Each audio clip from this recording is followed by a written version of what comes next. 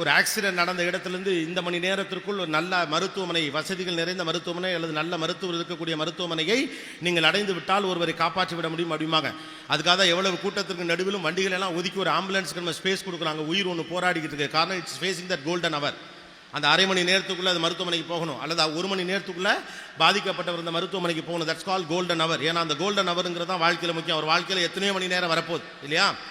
அவர் 100 ஆண்டுகள் வாழுகிறார்னா எத்தனையோ மணி நேரத்தையும் எத்தனையோ நாட்களையும் அவர் சந்திக்க போகிறார் என்றாலும் கூட தன் வாழ்வின் மிக முக்கியமான நேரம் என்பது அவருக்கானது அந்த கோல்டன் அவர் தான். அந்த 2 ஹவர்ஸ்க்குள்ள ஒரு ஹாஸ்பிட்டல் போகணுங்கிறதா, அதுதான் உங்களுக்கும். இட்ஸ் ஒரு கோல்டன் அவர். மனிதனுடைய பிறப்பும் மரணமும் கோல்டன் அவர், படிப்பும் வாழ்க்கையும் கூட கோல்டன் அவர் தான். பின்னால் வரப்போற 10,000 மணி நேரங்களை நீங்கள் பத்திரமாக பாதுகாக்க வேண்டும் என்றால் இப்போது இருக்கக்கூடிய நேரங்களை நீங்கள் பத்திரமா பாதுகாக்கணும். உலகத்திலே இன்னைக்கு கஷ்டம் நேரத்தை பாதுகாக்கிறதா இல்லையா? The most toughest job for this generation is to save their time, because everybody is trying to steal your time. உங்கள் நேரத்தை திருடுவது தான் உலகத்தின் மிகப்பெரிய வேலை. டெலிவிஷன் திருடும், ஃபோன் திருடும், மால் திருடும், சினிமா திருடும், 2020 திருடும், அங்கே ஹைலைட்ஸ் திருடும், ஃபேஸ்புக்குகள் திருடும், ட்விட்டர்கள் திருடும், வாட்ஸ்அப்புகள் திருடும், பக்கத்து வீட்டுக்காரன் திருடுவான், ஏற்று வீட்டுக்காரன் திருடுவான். இதுக்கு நடுவில் நம்ம நேரத்தை நம்ம காப்பாற்றி. Time is money, right? Time is money. இன்னைக்கு உங்களுக்கு என்ன வேணும்னா உங்களுடைய வாட்ஸ்அப் ஃபார்வர்டுகள்லாம் என்ன பண்ணுறது? பில்கேட்ஸே கீழே $1 விழுந்தால் குனிஞ்சு எடுக்க மாட்டாராம். அவர் குனிகிற நேரத்தில் $100 சம்பாதிச்சிருவாரான்னு சொல்கிறீங்கள? அப்போ டாலர் என்பது என்ன? நேரம். பணம் என்பது என்ன? நேரம். அறிவு என்பது என்ன? நேரம். அப்போ இந்த நேரத்தை நீங்கள் யாருக்கும் கொடுக்காம உங்கள்கிட்ட பத்திரமா பாதுகாக்க வேண்டியதான் உங்களுடைய முக்கியமான வேலை. So believe in your self, save your time. ஏன்னா இந்த டைம் தான் உங்கள் வாழ்க்கையில் நீங்கள் எடுக்க போகிற எல்லா முடிவுகளுக்குமான. நான் அடிக்கடி ஒரு விஷயம் சொல்லுவேன், வாழ்க்கையில் மனுஷனுக்கு 3 விஷயம் அமையணும். நான் எல்லா மேடைகளும் இதை சொல்வேன், குறிப்பாக உங்கள் வயசு பிள்ளைகள்கிட்ட சொல்வேன். 1 பிடிச்ச படிப்பு, 2வது நமக்கு பிடிச்ச ஒரு வேலை, 3வது பிடிச்ச ஒரு வாழ்க்கை துணை. இது 3 அமையணும்னா அதுக்கான பேஸை இப்போ தான் நீங்கள் போடணும். இது சொதப்புச்சு, இது 3 சொதப்பி. இது 3 எவனுக்கு சூப்பராக கிடைக்குதோ அவன் கொடுத்து வச்சவன். பிடிச்ச படிப்பு, பிடிச்ச வேலை, பிடித்த வாழ்க்கை துணை. இது 3ஐயும் அமைத்துக்கொள்ள முதலில் பிடித்த படிப்பை நீங்கள் பிடிக்கணும்னாவே இப்போ படிக்கணும். Now it is in your hand to decide your future.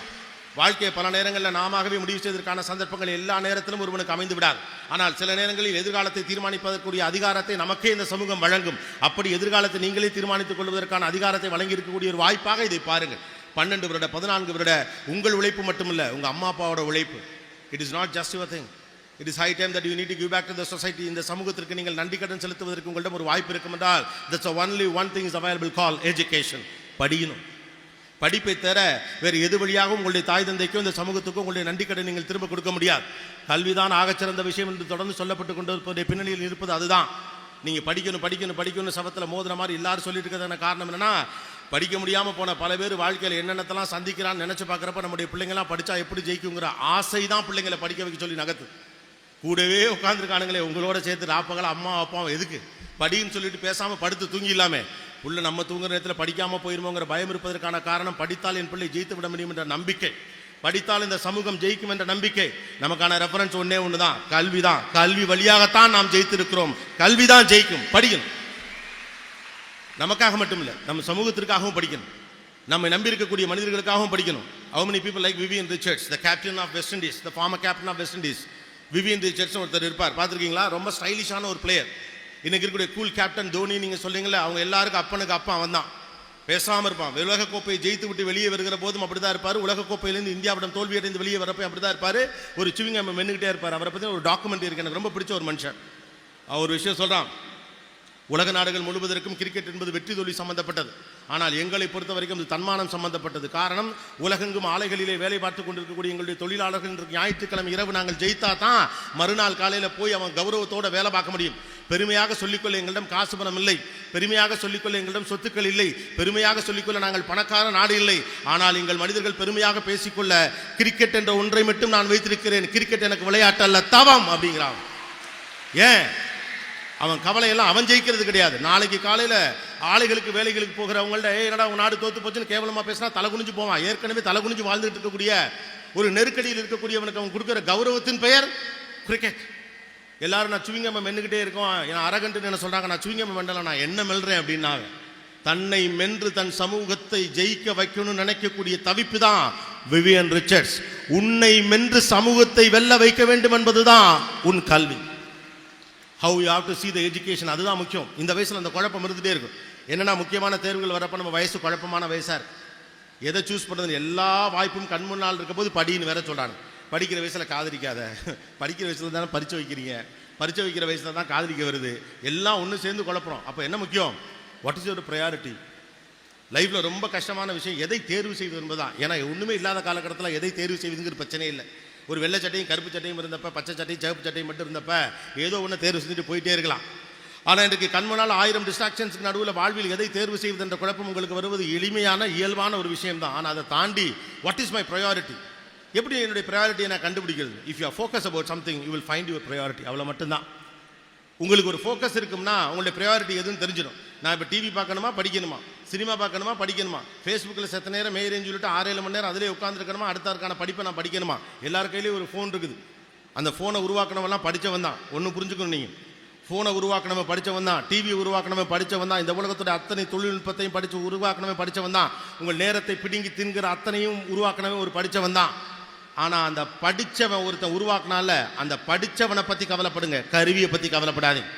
நாளைக்கு நீங்கள் உன்னை உருவாக்கினா படித்தவனை பற்றி கவலைப்படணும், ஃபேஸ்புக்கை பற்றி கவலைப்படாதீங்க. திங்க் அபவுட் மார்க் ஜூக்கர்பர்க், த காய் who started is level very slow. ரொம்ப சாதாரணமான வந்தவன் எப்படி மேலே வந்தான்னு பாரு. ஏதோ ஒரு இடத்துல லைக் கிடைக்கிறது, நம்மளை அப்படி தான் மடக்கி வச்சிருக்கானுங்க. இப்போ நமக்கு அதுதான் நமக்கான பாடங்கள் ரொம்ப தவறாகவே பலகாலமாக சொல்லப்பட்டுக்கிட்டே இருக்கு. நான் ஒரு ஃபேஸ்புக்கில் ஒரு ஃபோட்டோ போட்டேன்னா எனக்கு 50 லைக் வந்தால் நான் பெரிய ஆள். நான் ட்விட்டரில் ஒரு போஸ்டிங் போட்டேன்னா 25 பேர் லைக் பண்ணிட்டா அது பெரிய ஆள். நான் வாட்ஸ்அப்பில் அனுப்ப ஃபார்வர்டாக 10 பேருக்கு அனுப்பிட்டாங்கன்னா நான் பெரிய ஆள். அது பெரிய ஆளா?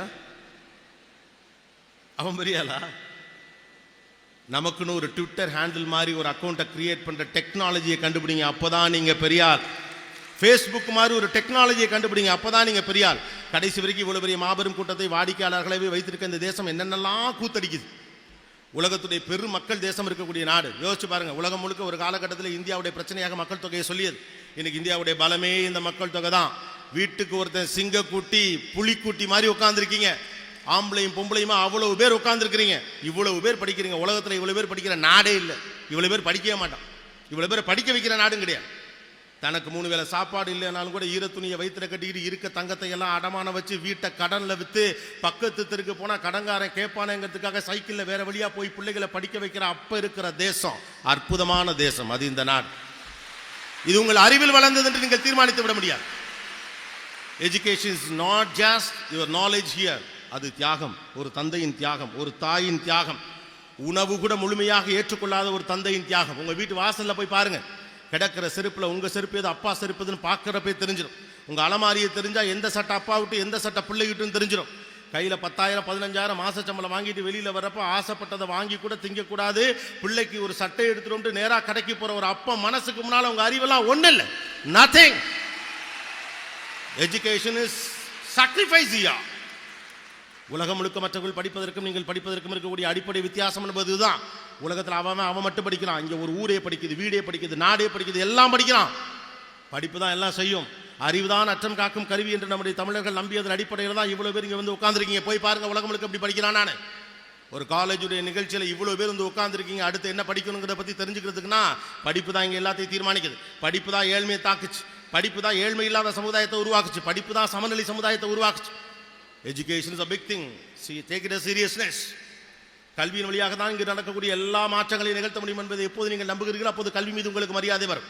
பாட புத்தகத்தை தாண்டி பயத்தை தாண்டி ஒரு முக்கியமான மனநிலை உங்களுக்கு வர வேண்டும் என்றால் கல்வி என்றால் என்னன்னு புரிஞ்சுக்கணும். உங்கள் வயதொத்த பலரும் இன்றைக்கு பள்ளிக்கூடத்துக்கு கூட வர முடியாமல் ஏதோ ஒரு நிலையில் பின்தங்கி நிற்கிறான்ல, அவனுக்கு சேர்த்து படிக்கிறதுக்கு பேர் படிப்பு. இந்த மாதிரி ஒரு காலேஜ் வாசலில் வெளியில் இப்படிலாம் ஒரு காலேஜில் நான்லாம் வந்து படிக்க முடியலன்னு வருத்தத்தோடு இந்த பகுதியை ஒருத்தர் கடந்து போனால அவனுக்கு சேர்ந்து படிக்கிறது தான் படிப்பு. படிப்பு பற்றிய உங்கள் பார்வை என்ன என்பது தான் படிப்பை தீர்மானிக்கிறது, உங்களுடைய தேவைகள் அல்ல. I have the capability to move this society one step forward through my education. அதுக்கு பேர் தான் கெத்து. இந்த சமூகத்தை கல்வியின் வழியாக ஒருபடி நகர்த்துவே, நம்பிட்டு படி. தானா படிப்பு வரும். நீங்கள் எப்படி படிக்கணும்னு சொல்லக்கூடிய எக்ஸ்பர்ட் நான் கிடையாது. ஏன் படிக்கணும் என்னால் சொல்ல முடியும். அதன் வழியாகத்தான் நம்முடைய சமூகம் ஆட்சியை நம்மால் உருவாக்க முடியும் என்ற எண்ணம் உங்களுக்கு வருகிற போது தாராளமாக படிங்க. என்னத்தை படித்து என்னத்தை பெருசாக பண்ணிட போகிறோம். நம்மலாம் படித்தால் இப்போல்லாம் வாய்ப்புகள் பெரிதாக இல்லை, நமக்கு பெரிய ஆளெல்லாம் வர முடியாது. எவனோ ஒருத்தன் கோடியில் ஒருத்தன் வர்றான், நம்ம எப்படி வர்றது? நீ அதில் ஒரு ஆளாக இருந்துட்டு போ, அவ்வளோதானே. நீங்கள் நான் அண்ணாந்து பார்க்கக்கூடிய மிகப்பெரிய சாதனையாளர்கள், நம்பக்கூடியவர்கள், அறிவாளிகள், பணக்காரர்கள் எல்லாரும் சாதாரண இடத்துலேருந்து வந்தவன் தான். பணக்காரன் வீட்டு பிள்ளை ஜெயிச்சதை விட பாமரன் வீட்டு பிள்ளை ஜெயிச்ச வரலாறு தான் இந்த நாட்டில் அதிகம். அதுதான் எஜுகேஷன். பணக்கார வீட்டு பிள்ளை ஜெயிச்சதை விட பாமரன் வீட்டு பிள்ளை ஜெயிச்சதுக்கான காரணம் என்ன? தான் ஜெயிப்பேன்னு நம்ம சிக்கல்லாம் என்ன தெரியுமா? நம்மகிட்ட என்ன இருக்கோ அதை வச்சு நம்முடைய வெற்றியை பார்க்குறோம். அப்படி பார்க்காது. Don't decide your future with what you have. Decide your future with what you can. உங்களால் என்ன செய்ய முடியும் என்ற அடிப்படையிலிருந்து உங்களுடைய எதிர்காலத்தை பாருங்க. உங்ககிட்ட என்ன இருக்குங்கிறத வச்சு எதிர்காலத்தை பார்க்காதீங்க. இன்னைக்கு நம்மகிட்ட வீடு இல்லை, கார் இல்லை, பெருசா இங்கிலீஷ் இல்லை, படிச்சவன் குடும்பத்திலே இல்லை, நான் தான் ஆளா படிச்சுட்டு இருக்கேன், படி பரவாயில்ல, அதெல்லாம் உங்ககிட்ட இப்போது இருப்பது. உன்னால் என்ன முடியுங்கிறதா வாழ்க்கையை ஒழிய என்ன இருக்கிறதுங்கிறது வாழ்க்கை இல்லை. கையில் என்ன இருக்குங்கிற கணக்கை வச்சுக்கிட்டு எதிர்காலத்தை தீர்மானிக்கிறது ஒரு மனநிலை, அது தவறு. என்னால் இது வரைக்கும் போக முடியுங்கிற நம்பிக்கையை வச்சுட்டு பயணிக்கிறவன் தான் அடுத்த இடத்துக்கு போயிட்டு வந்துக்கிட்டே இருக்கான். எல்லாரும் வாழ்க்கையில் சந்திச்சு தான் இருக்கான். எல்லாரும் ஏதோ ஒன்று சந்திச்சு தான் மேலே வந்து உட்காந்துருக்கான். மேடையில் உட்காந்துருக்கவங்களும் சரி, இதுக்கு மேலே உட்காந்துருக்கவங்களும் சரி, கீழே உட்காந்துருக்கவங்களும் சரி. இன்னைக்கு நான் மேலே நிற்கிறேன், நீங்கள் கீழே உட்காந்துருக்கீங்க, நாளைக்கு நான் கீழே உட்காந்துருப்பேன், நீங்கள் மேலே உட்காருவீங்க. அது எல்லாருக்கும் நடக்கும். நடக்கிறவனுக்கு நடக்கும், நடக்காது நினைக்கிறவனுக்கு நடக்காது. ஆனால் ஒன்றே ஒன்று தான், இப்போது இருக்கக்கூடிய நிலையை வைத்துக்கொண்டு உங்கள் எதிர்காலத்தை தீர்மானிக்காதீர்கள். என்னவெல்லாம் உங்களால் முடியும் என்ற நம்பிக்கையின் அடிப்படையிலிருந்து உங்கள் வாழ்க்கையை பாருங்கள். ரொம்ப மோசமான ஒரு விஷயம் வாழ்க்கையில் என்ன தெரியுமா? நம்ம குறைவாக மதிப்பிட்டுக்கிறதா. உங்களை நீங்கள் குறைவாக மதிப்பிட்டுக் கொள்ள நீங்கள் யார்? யோசிச்சு பாருங்கள். அடுத்தவன் நம்மளை குறைவாக மதிப்பிட்டா எவ்வளவு கோவம் இருக்கும். நீ ஒன்றத்துக்கு லாய்க்கல, நீலாம் அதுக்கெல்லாம் சரிப்பட்டு வர மாட்டேன்னு எவனா சொன்னால் அவ்வளோ ஆத்திரம் வரும். தெருமுனையில் வச்சு சாக்க போட்டு முடி மண்டையிலே குத்துன்னு குத்தலான்னு தோணுது. எவனோ ஒருத்தர் என்னடா இவ்வளவு படிக்கிற எழுத்து விட்டு பையன் உன்னை விட 10 மார்க்கு கூட எடுத்துட்டான்னு கேட்டால் கோவம் வருது. யாரோ ஒருவர் நம்மை பற்றி தவறாக பேசுகிறது போதோ அல்லது நம்முடைய தரத்திற்கு கீழாக பேசுகிற போதோ கோவம் வரும்ல. அதுவே தப்புனா நீங்களே உங்களை பற்றி குறைவாக மதிப்பிட்டால் எவ்வளவு மோசமாக இருக்க முடியும் யோசிப்பாங்க. அதெல்லாம் முடியாதுப்பா, நம்மளாலாம் முடியாது, அப்பப்போ பேக் அடிச்சுக்கிட்டே இருக்கமே. இந்த பேக் அடிக்கிறப்ப பயப்படாதீங்க, அவ்வளோதானோ நினைக்காதீங்க. எல்லாரும் லைஃப்பில் பேக் அடிச்சுட்டு மேலே வந்தவன் தான். யாருமே சொனங்கி போகாமல் மேலே வந்தவன்லாம் ஒன்றும் கிடையாது. எல்லாருமே இப்படி நெஞ்சை பிடிச்சிக்கிட்டே நிமிந்துக்கிட்டே மலையெல்லாம் ஒருத்தர் ஏறல. எல்லாரும் சறுக்குவான், விழுவான், எந்திரிப்பான், அடிபடுவான். எவனாவது பார்க்குறானான்னு பார்த்துக்கிட்டு எங்களுக்குலாம் அதெல்லாம் தெரியும்ட்டு நேராக ஏறி மேலே போயிட்டே இருப்பான். பேக் அடிக்கிறப்ப பயப்படாதீங்க. லைஃப்பில் எல்லாருக்கும் வரும். ஒன்று சிறக்கும், ஒன்று சிறக்காது. சிறக்கிறது நம்முடையதான், சிறக்காது நம்முடையதான். ஆனால் ஒன்றே ஒன்று மட்டும்தான், உங்களுடைய செல்ஃப் எஸ்டீமை தயவு செஞ்சு விட்டுக் கொடுக்காதீங்க. அடுத்தவர் நம்மை பற்றி குறை சொல்வது தவறென்றால் உங்களை பற்றி நீங்களும் குறைவான மதிப்பீடை வைத்திருப்பது என்பது தவறு தான். அது இந்த சமூகத்திற்கு நீங்கள் இழைக்கக்கூடிய தவறு. when you have the capability to run for 80 km/h, why you are running for 50 km/h? ஒரு 80 கிலோமீட்டர் வேகத்துக்கு உங்களால் ஒரு நாள் ஓட முடியும் அப்படின்னா, ஒரு மணி நேரத்தில் ஓட முடியும்னா எதுக்காக நீங்கள் 40 கிலோமீட்டர் வேகத்தில் ஓடணும்? உங்கள் திறனுக்கும் கடவுள் உங்களுக்கு கொடுத்துருக்கக்கூடிய அறிவுக்கும் இந்த சமூகம் உங்களுக்கு கொடுத்துருக்கக்கூடிய ஞானத்திற்கும் நீங்கள் பதில் சொல்லணுங்கிறதா. நீ என்பது நீ அல்ல, ஒரு சமூகம். நான் என்பது நான் அல்ல, ஒரு சமூகம். நாம் எல்லோரும் சேர்ந்தது இந்த சமூகம். சமூகமா எஜுகேஷனை பாருங்க. எவ்வளவோ பேருக்கு எத்தனையோ வாய்ப்புகள் கிடைக்கலன்னு உள்ளுக்குள்ள உங்களுக்குலாம் கோபம் இருக்குல்ல, அந்த கோபத்திற்கான பதில் எங்கிருந்து கிடைக்கும்? கல்வியிலேருந்து தான் கிடைக்கும். எல்லோருக்கும் அரசியல் நியாயம் வேணும் நீங்கள் ஆசைப்படுறீங்களா, அதுக்கான பதில் எங்கேருந்து கிடைக்கும்? எஜுகேஷன்லேருந்து தான் கிடைக்கும். கல்விதான் சமூக பாதைகளை உருவாக்கும். நான் வளர்ந்துருக்கேன், இந்த மாதிரி 4 பேரை வளர்த்துணுங்கிற எண்ணம் எப்படி கிடைக்கும்? ஜெயிச்சாதான் கிடைக்கும். நீ ஜெயிக்கிறதுக்கு இல்லை, ஒரு சமூகம் ஜெயிக்கிறது, ஒரு சமூகம் ஜெயிப்பதற்கு. அப்போ எஜுகேஷனை நீங்கள் எவ்வளோ சின்னதாக பார்க்குறோன்னு ஒன்று இருக்குல்ல. 12th ஸ்டாண்டர்ட் எக்ஸாமினேஷன், நிறைய மார்க்ஸ், அதுக்கப்புறம் ஒரு காலேஜ் இல்லை. 12ஆம் வகுப்பு வாழ்க்கையை தீர்மானிப்பது, சமூகத்தை தீர்மானிப்பது, இதன் வழியாக பெறக்கூடிய அறிவின் வழியாக என் சமூகத்தை வழி நடத்துவது. அவ்வளோதான். இதுக்குள்ள தான் எல்லா தலைவர்களும் உட்காந்துருக்கீங்க இல்லையா? யாரோ ஒருத்தன் தான் இங்கே அடுத்து எவனோ முக்கியமான இடத்துக்கு வரப்போகிறான். ஒரு அண்டர் செக்ரட்டரி யாரோ ஒருத்தன் வரப்போகிறான். ஒரு சீஃப் செக்ரட்டரி யாரோ ஒரு பொண்ணு வரப்போறீங்க. இந்த நாட்டுடைய முக்கியமான கிரிக்கெட்டராக இதுக்குள்ளே யாரோ ஒருத்தர் உட்காந்துருக்கலாம். இந்த நாட்டினுடைய அரசியல் தீர்மானங்களை எழுத போகக்கூடிய ஒரு ஆளாக உங்க ஒருத்தர் உட்காந்துருக்கலாம். மக்கள் திரளை தன் பக்கம் நிற்கக்கூடிய மாபெரும் பேச்சாளர் இந்த கூட்டத்துக்குள்ள உட்காந்துருக்கலாம். யார் எவன் எங்கே உட்காந்துருக்க எவனுக்குமே தெரியாது. ஆனால் நீங்களே இதுக்குள்ள உட்காந்துருக்கேன், நான் நம்புறேன். அவ்வளோ மட்டும்தான். நீ நம்பிட்டு போ, முடிஞ்சு. யார் எங்கே உட்கார்ந்துருக்கிறீர்களே தெரியாது, ஆனால் நீங்க தான் அதுங்கிறது உங்களுக்கு தெரியுமாங்கிறதா. உலகத்திலேயே இந்தியா இளைஞர்களின் தேசம்னு கொண்டாடப்படுவது ஒரு பக்கம் நல்ல சந்தோஷமா இருந்தாலும் அதை பற்றின புரிதல் வேணும். ஒரு காலத்தில் 30 வயசில் புரிதல் வந்தால் போதும், இப்பெல்லாம் முடியாது. 21 வயசில் புரிதல் வந்தே ஆகணும். 20 வருஷத்துக்கு முன்னால் போய் பாருங்க, ஒரு பேங்க் மேனேஜர் வயசு 60, 55 ரிட்டையர்ட் ஆகிறப்ப தான் பேங்க் மேனேஜர் ஆவார். 2 நாள் ஹெட் மாஸ்டர் இருந்துட்டு ரிட்டையர் ஆனவங்களாம் உண்டு. டிபார்ட்மெண்ட் ஹெட் ஆகிறதுக்கு 20 வருஷம் வேலை பார்க்கணும். இன்னைக்கு போய் பாருங்க, உங்க அண்ணன் மாதிரி இருக்க ஒருத்தர் பேங்க்ல உட்காந்துருக்கிறார், மேனேஜருங்கிறார். அண்டர் செக்ரட்டரி 35 வயசுல உட்காந்துருக்கிறார். அரசாங்கத்துடைய மிக முக்கியமான முடிவுகள் எடுக்கக்கூடிய இளம் IAS ஆஃபீஸர்கள் 40 வயதுகளில் உட்காந்துருக்காங்க. வயசானவனுக்கு வயசே இப்போ 40 ஆகி போச்சு. அப்போ நீங்களாம் எவ்வளோ பொறுப்பாக இருக்குன்னு நினச்சி பாருங்க. நீங்களாம் படிக்கிறோம் அப்படிங்கிற ஒரு ஸ்டூடெண்ட் மனநிலையிலேருந்து படிக்காதீங்க. நாளைக்கு இந்த நாட்டினுடைய தீர்மானங்களை தீர்மானிக்க போகிறது நான் தான் நம்பிட்டு படிங்க. அப்போ எவ்வளோ பொறுப்பு வேணும்? ஒரு பென்ஷனுக்காக காத்திருக்கக்கூடிய ஒரு ஏழை பாட்டிக்கு அப்ரூவல் சைன் போட போகிறது நீ, உன் படிப்பு. See it seriously. The purpose of education is very much important. Then only you will understand the priority of education. கல்விக்கான நோக்கம் குறித்த பார்வை உங்களுக்கு எப்படி இருக்குதோ அது பொறுத்து தான் கல்வி குறித்த பார்வை உங்களுக்கு வரும். நமக்கு நோக்கமே இல்லை, பாஸ் பண்றது நோக்கமா கிடையாது, மார்க் எடுக்கிறது நோக்கமா கிடையாது. என்னால் என் அறிவின் வழியா இந்த சமூகத்தை ஒருபடி நகர்த்த முடியும் என்று நம்பி படி. இவ்வளவு நாள் படிக்கிறனால இந்த 55 நாள்ல படிக்க முடியும். அந்த நம்பிக்கை படிக்க வைக்கும், பெருமிதம் படிக்க வைக்கும். ஒரு மாற்றத்தை என்னால் ஏற்படுத்த முடியுங்கிற எண்ணம் நம்மளை படிக்க வைக்கும். தயவு செஞ்சு அந்த எண்ணத்திலிருந்து பின்னால வரவே வராது. ஓகே, தங்களுக்கான நேரத்தை இவன் சரியாக பயன்படுத்திக் கொள்கிறானோ அவன் நல்ல நேரத்துக்காக காத்திருக்க வேண்டியதில்லை அப்படிம்பாங்க. சார் நல்ல நேரமே வெல்ல அப்படின்னு சொல்ற எல்லாரும் அவங்களுக்கான நல்ல நேரத்தை விட்டவங்க தான். இது உங்களுக்கான நல்ல நேரம். ஒருத்தனுக்கு நல்ல நேரம் நடக்கிறது எப்படி கண்டுபிடிக்கலாம்னா, நல்ல நேரம் நடக்குதுங்கிறது அவனுக்கு தெரியணுமா. உங்களுக்கு இது நல்ல நேரம் அப்படின்னா நல்ல நேரம் நடக்கிறது சம்பந்தப்பட்டவனுக்கு தெரியணும்ல.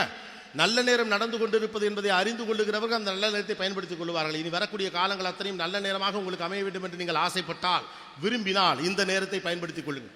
There will be lot of distraction. I always say, படிக்கிறது இந்த ஜெனரேஷனுக்கு தான் ரொம்ப கஷ்டம்.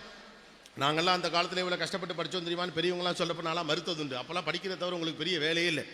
மிஞ்சி போனால் வாரம் ஒரு நாள் திரைப்படம் வரும், அதுவும் புள்ளியாக காட்டுவாங்க, பழைய படமாக போடுவாங்க. 500 தேட்டரில் ஒரே டயத்தில் படத்தை ரிலீஸ் பண்ணுறாங்க. தீபாவளிக்கு 10 சினிமா படம் டிவிலெல்லாம் போடுறாங்க. 10க்கு இங்கே 2020 மேட்ச் நடக்குது, மால்கள், அது செலப்ரேஷன், லொட்டு லொசுக்கு, ஃபோனு, ஐயோ இதுக்கு நடுவில் படிக்கிறது கம்பசூத்திரம் தான். ஆனால் மறுபடியும் நான் சொன்னது ஞாபகம் வச்சுங்க, இது எல்லாத்தையும் உருவாக்கின படித்தவன். இந்த கருவிகளை பார்ப்பதற்கு முன்னால் அந்த உருவாக்கின படித்தவன் யாரும் அவனை பற்றி கவலைப்படுங்க. எவ்வளோ பேருடைய ஃபோனில் ஸ்க்ரீன் டைம்னு ஒன்று இருக்குது. How many people have that screen time இருக்கா? ஸோ iOS வச்சுருக்கீங்க பாருங்கள். இப்போவே iOS ஃபோன் வீட்டில் வாங்கி கொடுத்துருக்காங்க இல்லை? 45,000 ரூபாய்க்கு படிக்கிற பிள்ளைக்கு ஃபோன் வாங்கி கொடுத்துருக்கு வீடு. அப்போ இந்த உலகம் கொண்டாடுவது இப்போ பிள்ளைகளை தான் இல்லையா? யோசிச்சு பாருங்கள். என் சட்டை 2,000 ரூபா அப்படின்னா என் பொண்ணுக்கு நான் சட்டை வாங்கினா 2,500 வாங்குறான். ஒரு அப்பா அதை வாங்கி கொடுக்க தயாராக இருக்கான். பிள்ளைகளை கொண்டாடுகிறது இந்த உலகம். 25 வருஷத்துக்கு முன்னால் இப்படி கிடையாது. உங்களை கொண்டாடுது இந்த உலகம். உங்களுக்காகத்தான் எல்லாமும். உங்களுக்கு பிடித்த மாதிரி வசதியான வீடுகள், உங்களுக்கு பிடித்த மாதிரியான உடைகள், உங்களுக்கு பிடித்த மாதிரியான பள்ளிக்கூடங்கள், உங்களுக்கு பிடித்த மாதிரியான என்டர்டெயின்மெண்ட், உங்களுக்கு பிடித்த மாதிரியான விளையாட்டு சாமான்கள், லொட்டு லொசுக்கு நீங்கள் ஆசாசையை கேட்குற அத்தனையும் கண்ணாடி ஃப்ரேமு விலை 400 ரூபாயில் தொடங்குது. புள்ள கேட்குதுன்னு 4000 ரூபாய்க்கு ஒரு அப்பா வாங்கி கொடுக்குறார். ஏன்? புள்ள ஆசைப்படுது. நீங்கள் போடுற கண்ணாடி ஃப்ரேம்லேருந்து நீங்கள் வேர் பண்ணுற ஷூஸ் வரைக்கும், லோஃபர்ஸ்லேருந்து ட்ரெஸ்ஸுலேருந்து பேண்ட் ஷர்ட் வரைக்கும் பிள்ளைகளுக்கான உலகமாக இருக்கும். ஒரு iOSல இருக்குது, ஆனால் அப்ளிகேஷன்லேயே இருக்குது. உங்கள் ஸ்க்ரீன் டைம் நீங்கள் கண்டுபிடிக்க முடியும். ஆண்ட்ராய்ட் ஃபோன் வச்சுருந்தாலும் நினைக்கிறேன். அது இன்ஸ்டால் பண்ணிக்கோங்க. ஒரு நாளைக்கு நீங்கள் அந்த செல்ஃபோனை எவ்வளவு நேரம் பயன்படுத்துகிறது தயவு செய்து செக் பண்ணி பாருங்கள். iOS வச்சுருக்கவங்க போயிட்டு ஸ்க்ரீனை இப்படி ஸ்க்ரால் பண்ணி பார்த்தீங்கன்னா எவ்வளவு நேரம் நீங்கள் அந்த ஃபோனில் இருந்தீங்கிறது உங்களுக்கு தெரியும். ஒரு காலகட்டத்தில் தொழில்நுட்பத்தை பயன்படுத்தக்கூடிய, அதாவது இன்டர்நெட்டையோ அல்லது கம்ப்யூட்டர் முன்னாலே உட்கார்ந்துருக்கக்கூடியவர்களுடைய ஆவரேஜ் என்பது 4 மணி நேரம். இன்றைக்கி 7.5 மணி நேரம். An average Indian spends at least 7.5 hours in a day. யோசிச்சு பாருங்கள். ஒரு நாளைக்கு இருக்கிற 24 மணி நேரத்தில் சோஷியல் மீடியாவுக்குள்ளேயும் வாட்ஸ்அப்புக்குள்ளேயும் அல்லது இன்ன பிற இத்தியாதி விஷயங்களை, விவகாரங்களை மட்டுமே 7.5 மணி நேரம் போகும் என்றால் படிப்பதற்கு எங்கிருந்து நேரம் இருக்கும்? My personal request to you people, at least for the next 55 days, நீங்கள் படிக்க உட்காரும்போது ஃபோனை ஆஃப் பண்ணிவிடுங்க. அது ஆன்லேயே இருக்கும். நான் தெரிஞ்சிச்சு போய் பார்த்துட்டு வருவேன்னு தயவு செஞ்சு ட்ரை பண்ணாதீங்க. It won't work. ஏன்னா அது உள்ளே போனாலும் திரும்ப வெளியே வர முடியாத உலகம் இல்லையா? வாட்ஸ்அப்பை பார்க்க போனால் அப்படியே கூகுளில் ஒரு தடவை பார்த்துருவோம், அப்படியே ட்விட்டரை ஒரு தடவை பார்த்துருவோம், அப்படியே ஃபேஸ்புக் ஒரு தடவை பார்த்துருவோம், ஹலோவில் போய் ஒரு கமெண்ட்டை போட்டுட்டு வந்துடுவோம், அப்படியே ஃப்ரெண்டுக்கு ஒரு ஃபோனை பண்ணிடுவோம், அப்படியே பண்ணால் 2 hours ஆகிடும். ஸோ படிக்க உட்காரும் போதாவது குறைந்தபட்சம் ஃபோனை ஆஃப் பண்ண பழகுங்கள். அடுத்த 55 நாட்களுக்கு, ஏன்னா எல்லார் கையிலையும் ஃபோன் இருக்கு. 2வது, சோஷியல் மீடியா போஸ்டிங்கை கொஞ்சம் நாளைக்கு நிறுத்தி வைங்க. நீங்கள் செய்து கொண்டிருப்பதை இந்த உலகம் அறிந்து கொள்ள வேண்டும் என்ற எந்த அவசியமும் இல்லை. நீங்கள் செய்து கொண்டிருப்பதை பார்க்க வேண்டும் என்று இந்த உலகம் காத்திருக்கவும் இல்லை. அவனுக்கு வேலை. நான் படித்தேன், படிக்கவில்லை, today is a bad day, today I couldn't do anything. அம்மாட்ட சொல்லுங்க, ஃப்ரெண்டுகிட்ட சொல்லுங்க, ஊருக்கே சொல்லுமா என்ன? ஸ்டேட்டஸில் போட்டு அதுக்கு ஒரு டைம் எடுத்து அதுக்கு ஒரு 10 நிமிஷம் டைம் ஸ்பெண்ட் பண்ணி this day is a bad day. எளவா போதுங்கிறத என்னத்துக்கு ஊருக்கு சொல்லணும்னு கேட்குறேன் நான். when it is going something எளவு, it will be with you. உங்க கூட வச்சுங்க. தயவு செய்து சோஷியல் மீடியா வழியாக இருக்கக்கூடிய நேர செலவினங்களை இந்த காலகட்டத்தில் குறைத்துக் கொள்ளுங்கள். 2. 3வது, நீங்கள் ஒரு ஃபோட்டோவோ நல்லதோ கெட்டதோ போட்டு கீழே ஒரு பேட் கமெண்ட் வந்தால் அதனால் ஏற்பட போகிற மனச்சிக்கல்களுக்கு 1 மணி நேரம் போகுமா? உங்களை அவன் திட்ட, அவனை நீங்கள் திட்ட, மறுபடி மாறி திட்ட, குடும்பமாக திட்ட, சேர்ந்து திட்ட, இதில் ஒரு 2-3 மணி நேரம் போகுமா? அல்லது நம்மளால் திட்ட முடியுதுங்கிற மனக்கவலையில் 1 மணி நேரம் போகுமா? Don't do any big postings now. போட்டுக்கோங்க, உங்களுக்கு பிடிச்ச படங்களை போட்டுக்கோங்க. ஒரு கவனமான சரியான புகைப்படங்களோ அல்லது சரியான கருத்துக்களோ தெரிவிங்க. நான் வேணான்னு சொல்லலை. அது ஒரு ஜனநாயகம். தொழில்நுட்பம் வந்து எப்பொழுதுமே ஜனநாயகம் தான். சாமானியனுடைய கருத்துக்களை வெளிப்படுத்துவதற்கு சமூக வெளி பார்வையாக இருப்பது தான் இன்றைக்கு இருக்கக்கூடிய சமூக ஊடகங்கள். பட் ஆனால் அதுக்கான நேரத்தை பிடிங்கி திங்குதுன்னா please be aware of it. உங்கள்கிட்ட ஒரு 5-6 முக்கியமான விஷயம் நான் ஷேர் பண்ணணும்னு நினைக்கல. பாயிண்ட் நம்பர் 1, முடிந்தவரை சீக்கிரமாக எழுந்து கொள்ளுங்கள். இதுவரை அப்படி எழுதுனால் பரவாயில்ல. அதிகாலையில் எழ வேண்டும் என்று எப்போதும் அட்வொகேட் பண்ணுறவன் கிடையாது. தூக்கம் வரப்போ தூங்குங்கன்னு சொல்ல டைப்பு தான். ஆனால் குறைந்தபட்சம் பரீட்சை நேரத்தில் அதிகாலையில் எழுந்து கொள்ளுங்கள். எனக்கு ஒரு பெரும் அரசியல் தவிர அவரை பேட்டி எடுத்தப்போ அவர் சொன்னார், லைஃப்பில் நீ ஒன்று மட்டும் ஞாபகம் வச்சுக்க, சீக்கிரமாக எழுந்திரிச்சுன்னா 9 மணிக்குள்ளே நீ செய்ய வேண்டிய வேலையில் பாதி வேலை முடிஞ்சிடும். 9 மணிக்கு பிறகான நாள் உனக்கு போனஸ். யோசிச்சு பாருங்க, ஒரு நாளை வந்து உங்களுக்கு 1.5 நாளாக கிடைக்கும் என்றால் அதை விட வெற்றி ஒன்றுமே கிடையாது. Why Dhoni is a successful கேப்டனுங்கிறதுக்கு ஒன்று சொல்லுவாங்க. 1.5 ரன்கள் எல்லாத்தையும் 2 ரன்னாக மாற்றுவான். That is why Dhoni is a successful captain. 1.5 ரன்னா புஷ் பண்ணி 2 ரன்னாக மாற்றுவான். 1.5 ரன்னை 2 ரன்னாக மாற்றிடுவான். நம்ம 1.5 ரன்னை 1 ரன்னாக மாற்றிடுவோம். வேணாம் போனால் ரன் அவுட் ஆக்கி ஊற்றுவாங்க. கமான் அப்படின்ட்டு 2 ரன் ஓடுவான். 6 பாலுக்கு 2 ரன் தோனி ஒன்ன வரலாறெல்லாம் நிறையா உண்டு. 6 பாலுக்கு 2 ரன் ஓடுவான். 4 4 3 4 அடிக்க வேண்டிய இடத்துல நின்று 2 ரன்னா அடிச்சு 6x2 12 ரன் ரேட் வச்சுட்டு போயிடுவாப்ல அந்த ஓவர். ஸோ முடிந்தவரை காலை சீக்கிரமாக எழுவதற்கு முயற்சி செய்யுங்கள். காரணம், காலையிலிருந்து 9 மணிக்குள்ளாக நீங்கள் படிக்க வேண்டிய விஷயங்கள், பிளான் பண்ண வேண்டிய விஷயங்களை உங்களால் எளிதாக செய்துவிட முடியும். அல்ல என்றால் அந்த முழு நாள் முழுக்க டயர்ட்லேயே போகும். அப்போ சீக்கிரம் எழுந்திரிக்கன்னா சீக்கிரம் தூங்கணும். ரைட்டு தானே? ஏன்னா நீங்கள் சீக்கிரம் எந்திரிக்க விட ரொம்ப முக்கியம். குறைந்தபட்சம் 6 மணி நேரம் தூங்குங்கள். மருத்துவ உலகம் அதைத்தான் சொல்லுங்கள். 6 மணி நேரம் குறைஞ்சபட்சம் நீங்கள் தூங்கலைன்னா அரை தூக்கத்தில் அனைத்தையும் படிப்பதை விட தெளிவாக அரை மணி நேரம் படியுங்கள், போதுமானது. நான் சின்ன வயசில் இருக்கப்போ ஒய்எஸ்ஆர்னு ஒருத்தர் இருப்பார். கொஞ்சமாக படி, புரிஞ்சு படி, தெளிவாக படி அப்படிம்பார். கொஞ்சமாக படி, புரிஞ்சு படி, தெளிவாக படி. அப்போது உங்களுக்கு மைண்டு ஃப்ரீயாக இருந்துன்னா நீங்கள் கொஞ்சமாக படித்தாலும் புரிஞ்சிடும். ஒரே விஷயத்தை அரை தூக்கத்தில் 10 தடவை படித்து பாதி புரியாமல் கடைசியில் பரீட்சை பேப்பரை பார்த்து கோட்டை வர்றதுக்கு பதிலாக நல்லா தூங்கி ஒழுங்காக எழுந்திரிச்சு 1 மணி நேரத்தில் சரியாக படித்து சரியாக போய் ப்ரெசென்ட் பண்ணுறதுக்கு ட்ரை பண்ணுங்கள். நான் கடினமான உழைப்பாளி, இரவு நேரம் எல்லாம் கடினமாக உழைப்பேன், பரீட்சை என்றாலே தூங்காமல் படிக்க வேண்டும் என்று என்னுடைய வீட்டில் சொல்லிக் கொடுத்திருக்கிறார்கள். இரவு நேரத்தில் தூங்காமல் உழைத்தவன் தான் பகல் நேரத்தில் வெற்றி அடைய முடியும். போங்கு, பொய், புழுகு. தூங்கு. படிக்கணும்னு நினச்சா தூங்கிடு. தூங்க வேணான்னு யாராவது சொன்னால் நான் சொன்னேன்னு சொல்லு. அண்ணன் தூங்க சொன்னாங்க, நான் தூங்குவேன்னு சொல்லு. அதுக்குன்னு தூங்கினே இருக்காது. இதுதான் வாய்ப்புன்னு தூங்கிக்கிட்டே இருக்காது. At least have 6 hours of sound sleep without any disturbance. காதில் பாட்டு போட்டுக்கிட்டு தூங்காதீங்க. காரணம், உங்கள் மூளை ஓய்வு எடுக்கணும். இப்போ பெரிய சிக்கல் அதுதான். ஏன் நம்மளால் நார்மல் விஷயத்தை மண்டைக்குள்ளே போட்டு உருட்ட முடியலங்கிறதுக்கான காரணம் என்னன்னா, எல்லா நேரத்திலையும் மூளைக்கு வேலை கொடுத்துக்கிட்டே இருக்கீங்க. அது சப்கான்ஷியஸ் மைண்ட்ஸில் வேலை பார்த்துக்கிட்டே இருக்கு. தூங்குறப்ப இயர்ஃபோனில் பாட்டு கேட்டுக்கிட்டே அப்படியே கேட்குறது. மூளை ரிசீவ் பண்ணல. யோசிச்சு பாருங்க, எதுக்காக நீங்கள் பல நேரங்களில் ஒரு வைஃபை இதை ஆஃப் பண்ணி வைக்கிறீங்க, அல்லது நெட் ஆஃப் பண்ணி வைக்கிறோம். நெட்டு ஓடிக்கிட்டே இருந்தால் அது சர்ச் பண்ணிக்கிட்டே இருக்கும் இல்லையா ஃபோனில். அது பேட்டரியை தின்னுக்கிட்டே இருக்கும். அதே தான் மூளை பண்ணிகிட்டு இருக்கோம். மூளை தான் உலகத்தின் மிகப்பெரிய சர்ச் இன்ஜின். அதுதான் எல்லாத்தையும் தேடிக்கிட்டே இருக்கும். நீங்கள் பாட்டுக்கு உட்காந்து காதில் பாட்டை போட்டுக்கிட்டு அப்படியே எங்களுக்கு வந்து பாடல் கேட்டால் தான் தூக்கம் வரும். எவன் சொன்னாங்களா உங்களுக்கு? தூக்கம் வந்தால் தூக்கம் வரும், அவ்வளோதான். அப்படியே மூளை அப்படியே ஓடிட்டே தான் இருக்கும். மூளை ப்ராசஸ் பண்ணிகிட்டே இருக்கும். மூளை டயர்டாக இருக்கும். தூங்கி எழுந்திரிச்சா உடம்பு வலிக்குது. ஏன்? நைட்டு முழுக்க மூளை வேலை பார்த்துருக்கு. நிம்மதியாக தூங்க பாரு. நல்லா தூங்குங்க. நல்லா தூங்குங்கிறது இன்னொரு வடிவம் தான். நல்லா படிங்க. முடிந்தவரை காலையில் சீக்கிரமாக எழுங்கள். முடிந்தவரை இரவு சீக்கிரமாக தூங்க போங்கள். குறைந்தபட்சம் 6 மணி நேரம் தூங்குங்கள். அயர்ந்து தூங்குங்கள். பாட்டு கேட்காதீர்கள். ஓகே? படிக்கும்போது தயவு செய்து, நான் ஏற்கனவே சொன்னதான், படிக்கும்போது தயவு செய்து ஃபோன் ஆஃப் பண்ணி வைங்க. சைலண்ட் மோடில் வச்சிருக்கேன், பக்கத்தில் வச்சுக்கிறேன், வேணுங்கிறப்ப மட்டும் எடுத்து பார்த்துக்குவேன், எடுத்து பார்த்துக்குவேன் தயவு செய்து சொல்லாதீங்க. காரணம், it is not that easy.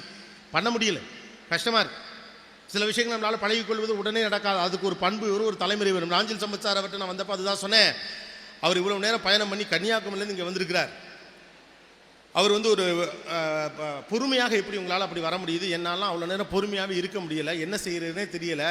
உங்களை போன்றவர்களை பார்த்து நாங்கள் பேசலாம் கற்றுக்கிட்டோம், ஆனால் பொறுமை எங்களுக்கு ஏன் சொல்லித்தராமல் விட்டீங்க அப்படின்னு அவரை கேட்டேன். அப்போ அவர் மேலே தான் குற்றச்சாட்டு. இதெல்லாம் சொல்லி கொடுத்தீங்களா, ஏன் இதை சொல்லிக் கொடுக்கலன்னு. அப்போ எனக்கு இப்படி தான் இருக்குன்னா உங்களுக்கு அதை விட மோசமாக தான் இருக்கும். அப்போ தயவுசெய்து பழகுங்க. கருவிகள் நம்மை ஆளக்கூடிய காலத்தில் அதிலிருந்து விலகி இருப்பது எப்படி என்று பழகுங்க. கருவிகள் உங்களை ரூல் பண்ணுறதை விட நீங்கள் பொருட்களை எப்படி கையாளணுங்கிற குறித்து பழகுங்க. நீங்கள் பழகிறத வச்சு தான் நெக்ஸ்ட் ஜென்ரேஷனுக்கு அதை பாஸ் ஆன் பண்ண முடியும். No earphones, no songs, clear sound, அமைதியாக இருங்க, நிம்மதியாக தூங்க பாருங்க. ஓகே? நான் அப்புறம் ரொம்ப முக்கியமானது, படிக்கலேன்னு பொய் சொல்லாது. ஃப்ரெண்ட்ஸ் கேட்டால் படிக்கலேன்னு பொய் சொல்லாதீங்க, ரொம்ப தப்பது. படிக்கலைன்னு சொன்னீங்கன்னா, நீங்கள் எதை படிக்கலைன்னு சொன்னீங்களோ அது உங்கள் மைண்டில் படிக்கலேனே பதிவாகும், படித்தது மறந்து போய் தொலையும். ரைட்டா? அவன் தோற்று நீங்கள் ஜெயிக்கணுங்கிற அவசியம் இல்லை. இந்த சப்ஜெக்ட் படிச்சுட்டியான்னு கேட்டால் நான் படிச்சுட்டேன், நீயும் படின்னு சொல்லுங்கள். அவங்களுக்கும் சொல்லிக் கொடுக்க ட்ரை பண்ணுங்கள். சொல்லிக் கொடுப்பதன் வழியாகத்தான் நீங்கள் கூடுதலாகவே படிக்க முடியும். வாழ்க்கையில் மிகப்பெரிய படிப்பது தெரியுமா? பொய் சொல்லக்கூடாதுங்கிறது தான். நீங்கள் மார்க் எடுக்கிறதுக்காகவும் தேர்வில் ஜெயிக்கிறதுக்காகவும் பொய் சொன்னீங்க, நீங்கள் என்ன படித்தாலும் புண்ணியம். பூரா பயிலும் பெயில். பொய் சொல்லாத, திருடாத, பொறாமப்படாத, அடுத்தவன் பொருளுக்கு ஆசைப்படாதங்கிறதா வாழ்க்கையுடைய முதல் படிப்பு. ஆனால் தேர்வு என்ற போட்டிக்குள்ளே வந்த பிறகு படித்த 10 வருடம் உங்களோடு பழகிய நண்பனிடம் பொய் சொல்ல உங்களுக்கு எப்படி மனசு வருது? நான் படிக்கவே இல்லைடா, படிக்கவே இல்லடின்னு சொல்லிங்களே, அது எவ்வளோ பெரிய பாவம் இல்லையா? வெற்றியை நீங்கள் எப்போது எப்படி நம்ம நினச்சிக்கிறோம்னா, யாரோ ஒருவரை தோற்கடிப்பதன் பெயர் வெற்றி நினைக்கிறீர்கள். கிடையாது.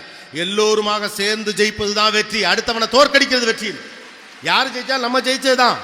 சேர்ந்து ஜெயிங்க. யாரோ ஒருத்தனை ஜெயிக்கிறதுனா கஷ்டம். நானே ஜெயிக்கிறதுக்கு படிக்கிறேன், எனக்கு சந்தோஷம் இல்லையா? அவன் தோத்தா தான் நான் ஜெயிப்பேன்னா அவன் என்னுடைய வெற்றி என்பது இன்னொருடைய கட்டுப்பாட்டுக்குள்ளே இருக்கிறது. அப்படி பார்க்கிற போது அடுத்தவுடைய தோல்வியின் வழியாகத்தான் வெற்றி அடைய வேண்டும் நினைக்காதீர்கள். தயவு செய்து படித்தா படித்தேன்னு சொல்லுங்க, படிக்கலைன்னா படிக்கலைன்னு சொல்லுங்க. நான் படிக்கலைன்னு சொன்னால் நீ இதை படி, உனக்கு பரீட்சைக்கு வர வாய்ப்பு இருக்குன்னா சொல்லிக் கொடுங்க, தப்பு இல்லை. அடுத்தவனுக்கு சொல்லிக் கொடுக்குறவன் என்றைக்குமே ஜெயிப்பான். நான் ஒன்று சொல்லட்டுமா, நான் என்னோட நல்லா படிக்கக்கூடிய பையன். ஸோ எங்கிட்ட ஒரு 4 ஸ்டூடெண்ட்டு சேர்த்து விட்டாங்க. இந்த நல்லா படிக்கிற பையனோட அதை விட அடுத்த லெவலில் இருக்க 4 பேர் சேர்த்து விடுவாங்க தெரியுமா? அதுமாதிரி என்கிட்ட 4 பேர் சேர்த்து விட்டாங்க. அந்த 4 பேர் 400க்கு மேலே, நான் 400க்கு கீழே. ஆனால் படிப்பு அவங்களுக்கு சொல்லிக் கொடுத்தது தான் அவங்க 400க்கு மேலே அவங்க எடுத்ததுக்கு காரணமாக இருக்கலாம். ஆனால் அதை சொல்லிக் கொடுக்கணுங்கிற நினப்பு தான் இன்னைக்கு 5000 பேருக்கு முன்னால் என்ன நிறுத்தியிருக்கு. The thought of giving sharing made me to stand here. சொல்லிக் கொடுங்க. அது என்ன அவ்வளோ ஏமாத்து வேலை? 15 வருடம் அவங்களோட பழகிற ஒரு நண்பரை, 10 வருஷமாக அவங்களோட பழகிற நண்பரை கேவலம் 10 மார்க்குக்காக நீங்கள் தள்ளி வைப்பீங்கன்னா இந்த படிப்பு சாகட்டும். That's not the purpose of education. நீ 4 மார்க்கு கம்மியாயிடும், தப்பு இல்லை. ஆனால் நண்பன்கிட்ட பொய் சொல்லாது. நாளைக்கு அவர்கள் மனிதர்கள் உங்களுக்கு எப்படி கிடைப்பாங்க? கல்வியின் பெரு நோக்கமே பொய் சொல்லக்கூடாதுங்கிறதான். அந்த நோக்கத்தையே கொண்டு படிக்காதீங்க. வீடு சொன்னாலும் அவட்ட சொல்லி கொடுத்துறாது. அவன் ஒன்றை விட கூட எடுத்துகிட்டு போட்டும், ஒன்றும் பிரச்சனை இல்லை. அங்கே 2 மார்க் விட்டால் எங்கேயோ 2 மார்க் கிடைக்கும். உங்களுக்கு உண்டானது உங்களுக்கு தான். உங்களுக்குன்னு விதிச்சதா ஒரு பயில உங்கள்கிட்ட பிடுங்கிட்டே போக முடியாது. நீங்கள் கொடுத்தாலே ஒழிய உங்களுக்கானது உங்களுக்கு தான். Don't get confuse.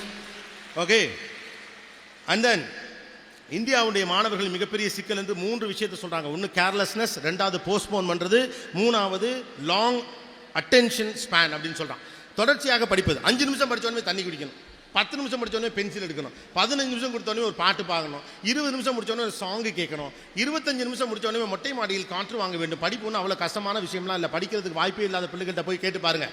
படிப்புங்கிறது கஷ்டம் இல்லை, படிப்பு என்பது ஆனந்தம். Education celebration. வாழ்வில் உங்களுக்கு அனைத்தையும் தரப்போகிற ஒரு விஷயத்தை கொண்டாடவில்லை என்றால் எதை போய் கொண்டாட போகிறீர்கள்? ஒரு நண்பன் வருவது மகிழ்ச்சி அளிக்கிறது, ஒரு சினிமா திரைப்படம் மகிழ்ச்சி அளிக்கிறது, தீபாவளிக்கு வரப்போகிற சிறப்பு படம் மகிழ்ச்சி அளிக்கிறது, கொஞ்ச நேரம் ஃபேஸ்புக்கில் உட்கார்றது மகிழ்ச்சி அளிக்கிறது. வாழ்க்கை முழுக்க உங்களுக்கு நம்பிக்கையை தரப்போகிற படிப்பு உங்களுக்கு மகிழ்ச்சியை தரவில்லை என்றால் வாழ்க்கை என்ன? உங்களுக்கு அதான் எல்லாத்தையும் தரப்போகுது. மகிழ்ச்சியை தான் தரப்போது, தன்னம்பிக்கையை தான் தரப்போது, பணத்தை தான் தரப்போது, உறவை தான் தரப்போது, அரசியல் மாற்றத்திற்கான அறிவு அதுதான் தரப்போது, அல்லது சமூக மாற்றத்துக்கான அறிவு அதை தரப்போது, தப்பு பண்ணுறவனை தட்டி கேட்கணுங்கிற எண்ணத்தை அதுதான் தரப்போது, சமூக நீதி அதுதான் தரப்போது. அதைத்தான் நீ கொண்டாடணும். Education is celebration, celebrated. That's it. அதை செலிப்ரேஷனாக பாருங்கள், தண்டனையாக பார்க்காது. வேண்டாம் வெறுப்பா பிள்ளையை பற்றி காண்டாம இருக்கும்னு பேர் வச்ச கதையாக படிக்காது. விரும்பி படி. Have a bigger purpose about education. Because படிப்பு தான் நம்முடைய வாழ்க்கை நகர்த்திருக்கு. படிப்பின் வழியாகத்தான் நம்மால் உய்ய முடியும் என்று நம்புங்கள். உங்களுக்கு மட்டுமல்ல, அந்த சமூகத்துக்கும் சேர்ந்து படியுங்கள். உங்களை பார்த்து இந்த 4 பேர் படித்து ஜெயிக்க முடியுங்கிற நம்பிக்கையை நீங்கள் உருவாக்க. The biggest idea of the life is to become inspiration. அடுத்தவனுக்கு ஒரு இன்ஸ்பிரேஷனாக மாறுங்க. நினைவில் வைத்துக் கொள்ளுங்கள், உங்களுக்கு சோர்வு ஏற்படுகிற போதெல்லாம் அப்பா அம்மாவை நினைத்துக் கொள்ளுங்கள். வாழ்க்கை முழுக்க கடன்பட்டு கஷ்டப்பட்டு இந்த பிள்ளைங்களுக்காக எல்லாம் பண்ணி இந்த பிள்ளைங்க எதிர்காலத்தில் நாம் பட்ட கஷ்டத்தை படக்கூடாதுன்னு வாழ்வினுடைய 40% 60% உங்களுக்காக கொடுத்து கடைசியிலே வாழாமல் செத்து போகிற ஒரு தாயும் தந்தையும் அந்த தியாகத்தை நினையுங்கள். Whenever you feel tired, think about your dad and mom. Whenever you feel positive, think about your country. Whenever you feel tired, think about that you are here to make a change. ஒரு மாற்றத்தை உண்டாக்குவதற்காக பிறந்தவன் ஒரு நாளும் சோம்பேறியாக இருந்துவிடக் கூடாது என்று மறுபடியும் அடிக்க எழு. நீங்கள் ஜெயிப்பீர்கள் என்ற நம்பிக்கை எனக்கு இருக்கிறது. அந்த நம்பிக்கையில் தான் உரத்து பேசுகிறோம். அந்த நம்பிக்கை உங்களுக்கும் இருக்கட்டும். சந்தன காற்று நம் ஜன்னலில் வீசட்டும். சரித்திரம் நாளை நம் சாதனை பேசட்டும். நன்றி, வணக்கம்.